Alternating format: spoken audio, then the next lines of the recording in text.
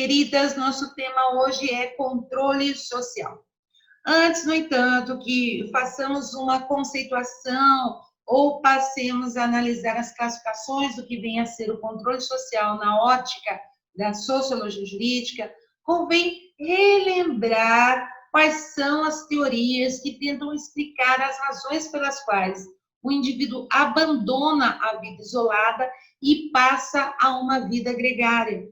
E dentre as correntes que tentam encontrar fundamentos para essa passagem do indivíduo isolado para a vida social, nós encontramos os naturalistas e os contratualistas.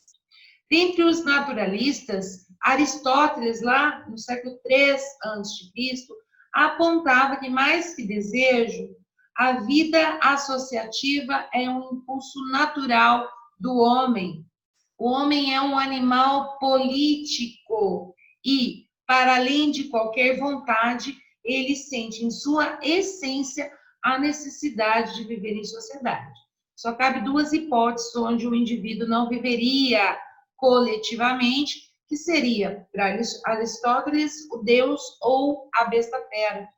Santo Tomás de Aquino segue na mesma perspectiva, indicando que a vida isolada seria cabível tão somente ao indivíduo assim posto contra a própria vontade, ou então aquele acometido de anomalia mental, e, por último, a possibilidade do indivíduo divino, que conviveria com a sua própria divindade tão somente.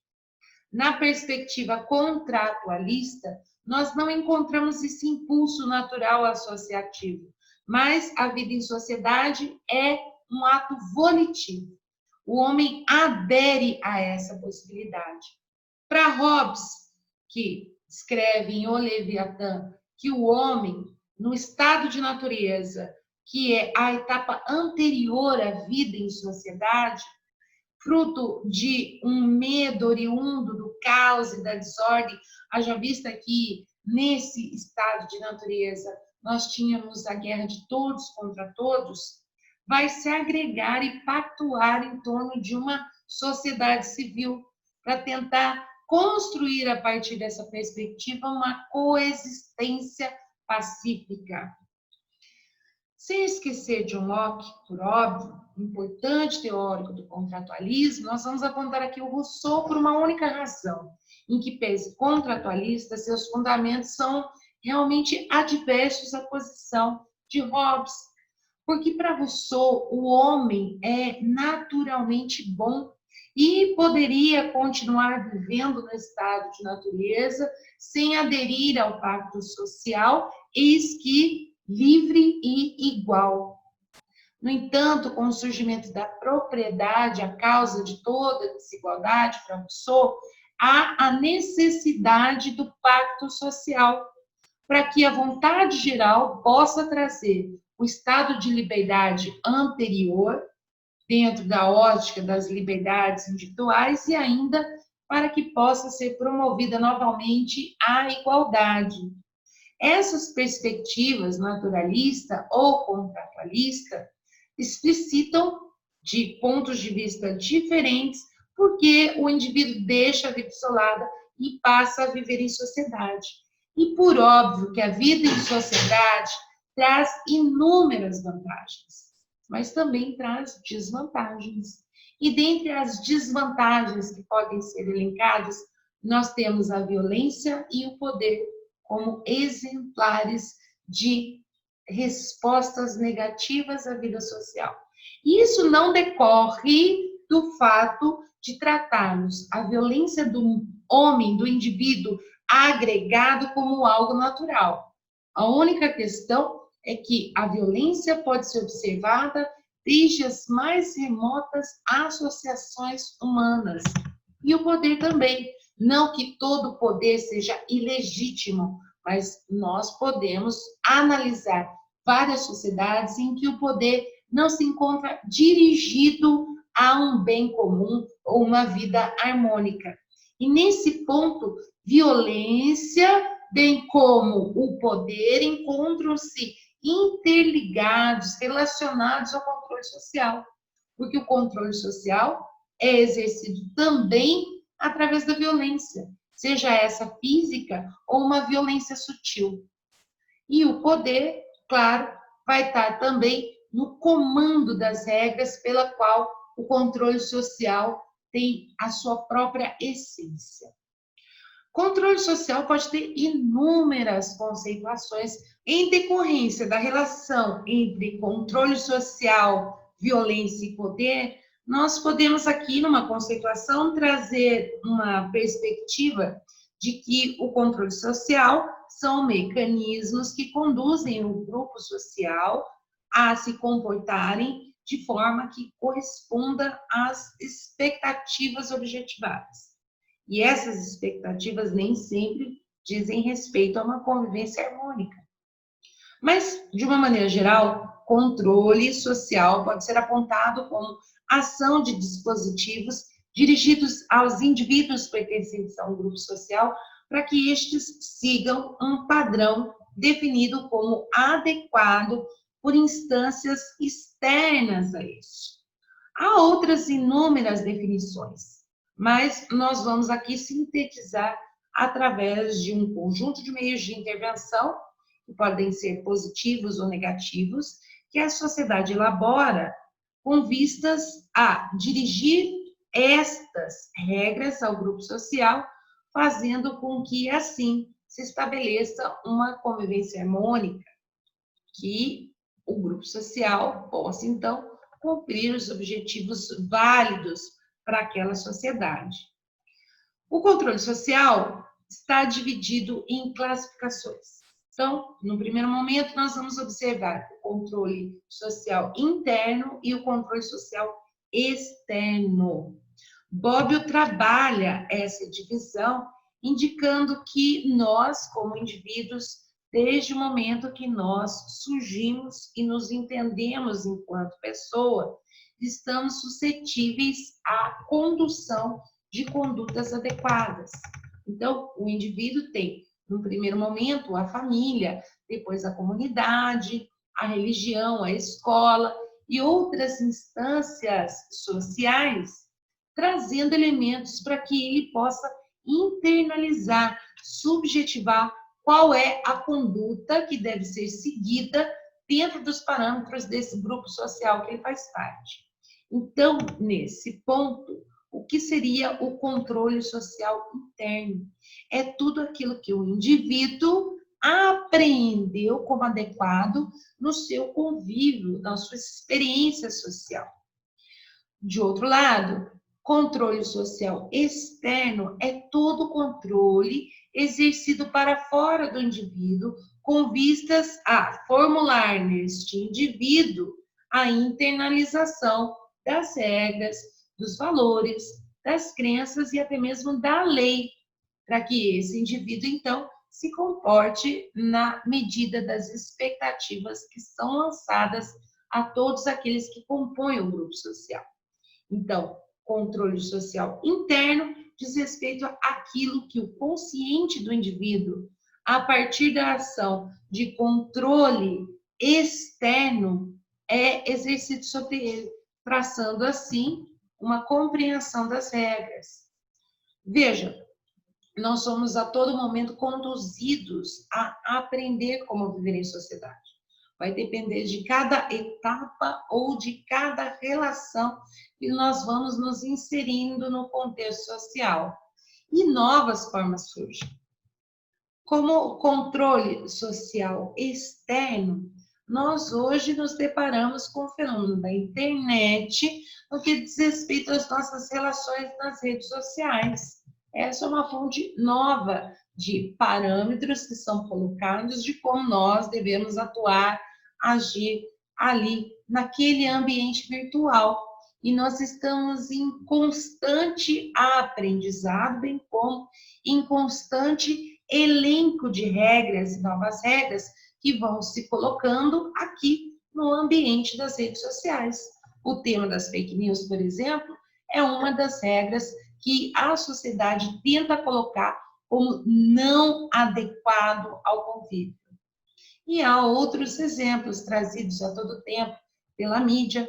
pela criação de novos parâmetros legais.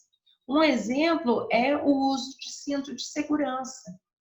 O cinto de segurança, como não obrigatório, era por muito tempo um costume, mero costume. No entanto, disciplinando que aquilo agora era conteúdo legal, nós fomos conduzidos a um controle social interno, de forma que colocar o cinto de segurança quando nós entramos no carro passou a ser algo comum, algo natural, totalmente internalizado. E há outros exemplos, mais uso de capacete, ou então outros comportamentos que são considerados novos ou que passaram a ser parâmetros instituídos em algum momento do nosso convívio social. Controle social interno, portanto, é tudo aquilo que internalizamos enquanto regra e trazemos para o consciente, construímos na nossa subjetividade como um padrão a ser seguido. E controle social externo é tudo aquilo que as diversas instâncias sociais tentam trazer para dentro do indivíduo como valor, crença, regra, norma ou lei. Outra divisão encontrada no que diz respeito ao controle social é o controle social formal e o controle social informal. Como controle social formal, nós delimitamos as instituições estatais. O Estado detém o monopólio da força. Em decorrência de deter o monopólio da força, ele vai exercitar um conjunto de regras que são institucionalizadas e que o seu descumprimento, quando o indivíduo resvala para fora desse parâmetro instituído, vai receber resposta sancionatória. O Estado, então, dentro do seu arcabouço legal, dentro da lógica e da ótica do direito, que é o objeto principal da análise da nossa sociologia jurídica, vai apontar qual é a resposta ao indivíduo que se comportar de maneira diferenciada daquilo que é traçado. Então, como instância de controle social formal, nós temos a polícia, o poder judiciário, o direito, e essas são instâncias, portanto, de controle social formal. O controle social informal diz respeito a outras instâncias que não estatais e que não utilizam deste monopólio do uso da força para a aplicação de suas sanções, caso o comportamento do indivíduo seja desviante. Então, aqui no controle social informal, nós encontramos a própria família, nós encontramos a escola, a igreja, a mídia, as redes sociais e outras instâncias que atuam ditando, então, qual é o comportamento adequado, mas que não fundamentam este comportamento adequado com base na lei, mas sim em crenças, em valores, em parâmetros morais. Então, quando o indivíduo vai incidir para fora das regras traçadas pelo controle social informal, ele não vai receber uma pena em troca. Ele vai receber outras formas de sanção informais, como a exclusão daquele grupo social, ou então outras respostas que não dizem respeito à aplicação estatal de sanção punitiva. Tá ok? Então, dentro do controle social, nós temos o controle interno, que é aquele subjetivado, que vai compor o consciente individual, para que aquele indivíduo, a partir do que é apreendido das condutas sociais de controle, e vai usar aquilo como parâmetro. Se desviar, vai ter uma resposta. O controle social externo diz respeito a essas agências de controle, que podem ser formais ou informais. As formais são aquelas oriundas da ação estatal, a partir do monopólio do uso da força, seja o uso da força policial ou da aplicação de sanções judiciárias, pautadas principalmente na lei, e o controle social informal, que vem de instâncias que não se utilizam da lei como um parâmetro de regras, mas sim de valores, de crenças, daquilo que acreditam como saudável e harmônico a vida social. Agora que nós já analisamos o que vem a ser o controle social interno, o controle social externo, o controle social formal e o controle social informal, nos é interessante observar a sociedade disciplinar descrita por Foucault no Vigiar e Punir. Para o Foucault, em determinado momento, a estratégia do castigo foi modificada, foi trocada pela estratégia do adestramento. O método passa a disciplinar o indivíduo para tornar esse indivíduo dócil e útil, altamente comprometido em corresponder com as expectativas que lhe são depositadas. É uma nova face de controle social. O Foucault, no Microfísica do Poder, descreve que, realizando uma pesquisa a respeito da medicina clínica, ele passa a observar a estrutura arquitetônica do hospital, uma análise lá do século XVIII, e observa que há um foco nessa estrutura arquitetônica onde o observador pode ver tudo, os indivíduos, as coisas, a estrutura hospitalar. E depois, que em outro momento, quando ele vai pesquisar a reorganização das prisões lá na segunda metade do século XIX, ele percebe a mesma estrutura arquitetônica, só que aqui, no caso das prisões, já descrito o modelo panóptico do Bentham. Esse modelo panóptico, ele é traçado, descrito como objeto de desejo dos médicos, dos penalistas, dos industriais, dos educadores, porque o Bentham descobriu uma tecnologia de poder própria para resolver o problema da vigilância. E nessa perspectiva da vigilância, ele apresenta, como modelo arquitetônico, a possibilidade de exercer facilmente o poder. Então, essa estrutura arquitetônica facilita o controle sobre os indivíduos que estão ali sob a vigilância. Pode ser, então, dentro de uma escola, ou dentro da prisão, ou de um hospital psiquiátrico, dentro da fábrica.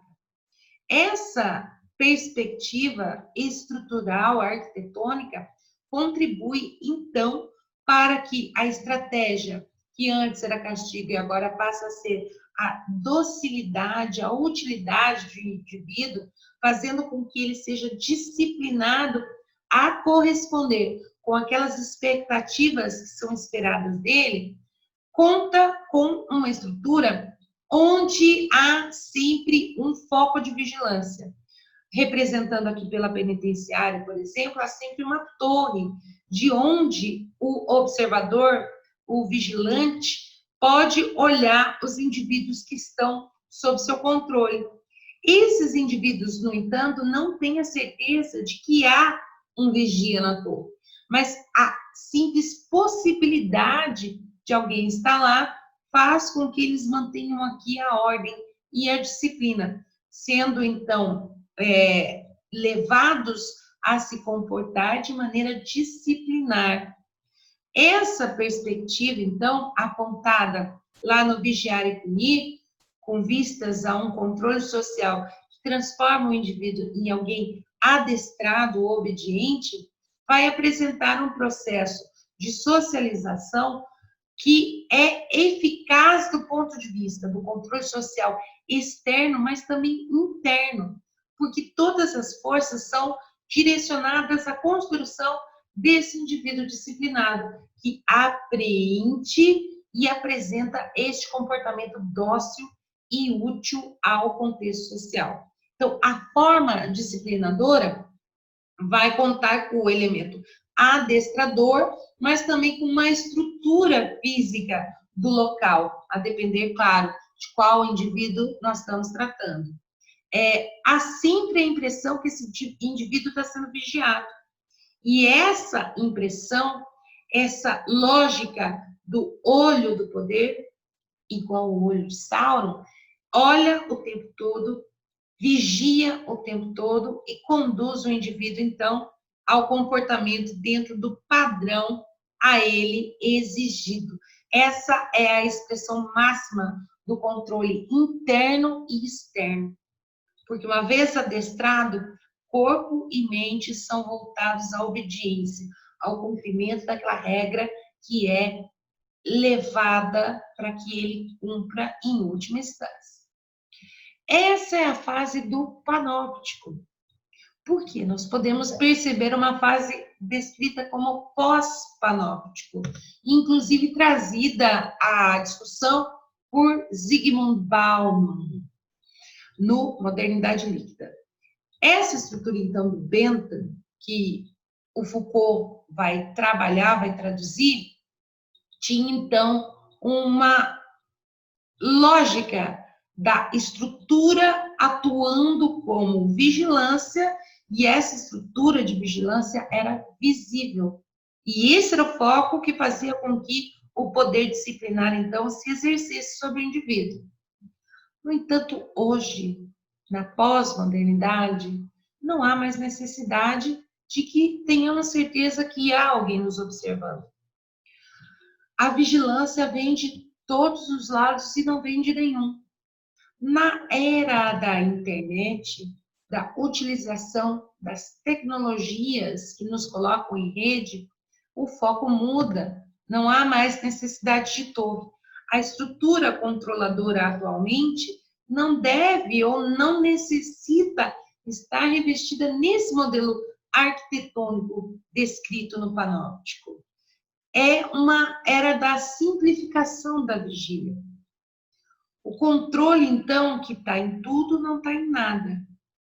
Nós vemos a descrição, por exemplo, pelos autores Divino, Siqueira e Barreiro, que as pessoas são, inclusive nessa era, estimuladas a renunciarem de sua privacidade, renunciarem dos seus direitos personalíssimos, privacidade, intimidade, em troca de integração social.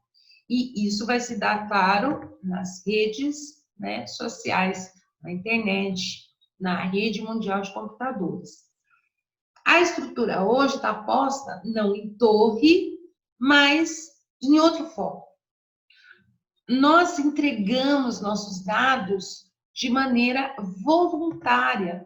E aqui os autores, que vão estar indicados na descrição, apontam, inclusive, qual é a política do Facebook.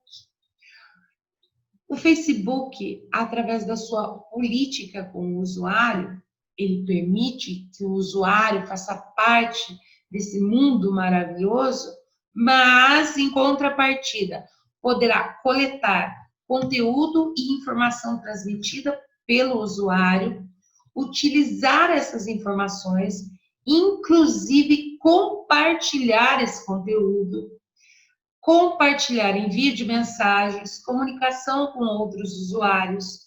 Também pode coletar informações no conteúdo e a respeito do conteúdo, tal como localização, informação a respeito dos tipos e frequência ou duração dos conteúdos visualizados pelo usuário. Pode também coletar informações a respeito de pessoas e grupos que o usuário se conecta, interage. O conteúdo sincronizado de dados de agenda telefônica, cartões bancários, compras efetuadas. entre outras informações, contando com dispositivos como GPS, Wi-Fi e Bluetooth. Então, nós entregamos nossas informações e agora o controle social tem outros objetivos, inclusive ligados a uma ação mercadológica, utiliza nossos dados e nos controla, conduzindo justamente a cada vez mais compartilharmos informações que são próprias da intimidade ou da privacidade, assim, tranquilamente. Mas nós permanecemos com medo, porque não sabemos de onde vem o controle e para onde vai o controle. Sabe aquela questão de você falar a respeito de determinado produto e ele aparecer no seu feed? Esse é o pós-panóptico. Então, como o Bauman indica, o fim do panóptico é o arauto do fim da era do engajamento mútuo. A partir de rede de computadores ou de dispositivos de celulares, você desencadeia ações o mais longe possível. Não precisa mais de uma presença, inclusive ele traz o pós-panóptico para um contexto de guerra. Você, para entrar em guerra, não precisa mais da tropa em locus, você pode fazer por via dispositivo. Essa percepção, então, nos traz análise que no pós-panóptico, as formas de controle vão ser redesenhadas, vão ser reestruturadas, adaptadas agora, em razão da era tecnológica em que nós estamos inseridos. E essa socialização do indivíduo também vai se adaptar a essas novas ferramentas com objetivos traçados pelas instâncias formais e informais de poder. Haja vista que tudo aquilo que nós publicizamos ou que, através de dispositivos, são colocados à disposição de instâncias de controle, dizem respeito ao controle tanto estatal quanto o controle privado. E também vão alimentar interesses tanto estatais como interesses privados. Caminhando agora por fim, nos resta observar qual seria a finalidade do controle social. E nós vamos fazer essa análise de possibilidade de quais seriam as finalidades desse controle a partir de duas perspectivas: a liberal funcionalista e a teoria conflitiva. Na perspectiva da teoria liberal funcionalista, o controle social tem por objetivo fixar regras e padrões que vão tentar manter uma coesão social, em detrimento dos padrões dos indivíduos desviantes. Então, o objetivo do controle social é a diminuição do conflito e a construção de uma convivência pacífica na sociedade. E para isso estariam apontadas, por exemplo, questões que trariam legitimidade à atuação desse controle social, como, por exemplo, que o controle social deve estar voltado para que nós consigamos atingir um bem maior do que exista sem o controle social. Ainda, o controle social deve ter uma limitação de intervenção para aquilo que é extremamente necessário. Em terceiro lugar, nós precisamos de instâncias democráticas para criar essas instâncias de controle social. E ainda, por fim, a responsabilidade dos agentes de controle. Então, essa é a perspectiva descrita como liberal funcionalista. Por outro lado, na vertente da teoria conflitiva, nós encontramos a descrição que o controle social formal, como um instrumento de condução dos indivíduos, ele atua de acordo com o que está descrito no sistema. No atual estágio que nós nos encontramos, por exemplo, há uma concentração de poder político e poder econômico. E como essa concentração gera uma imensa gama de excluídos, então, os excluídos socialmente, porque esse poder econômico e político está concentrado em uma pequena parcela da sociedade, as instâncias de controle social atuam para manutenção dessa disparidade, atuando o controle social, principalmente na perspectiva estatal, ou seja, o controle social formal, direcionado justamente para controlar os excluídos, os desiguais. Então, nessa perspectiva da teoria conflitiva, o controle social formal é um instrumento de condução dos indivíduos para atuarem em conformidade com essa estrutura desigual. Assim, para a teoria conflitiva, a finalidade do controle social, uma vez que é instituída para a manutenção do status quo, nessa disparidade de poder econômico e poder político concentrado em uma pequena parcela social, não coaduna com a perspectiva democrática de conformação social. E com isso, nós acabamos nosso tema de controle social.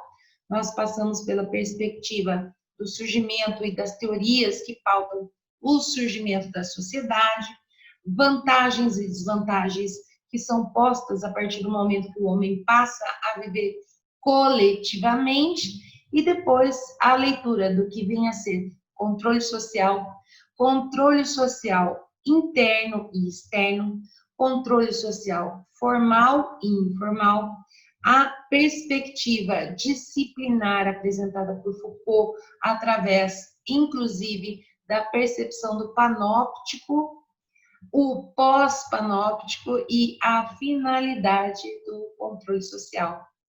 Então, a gente acaba aqui. Eu agradeço a atenção de vocês e fico à disposição no ambiente virtual para as dúvidas que surgirem a respeito do tema. Tchau, tchau.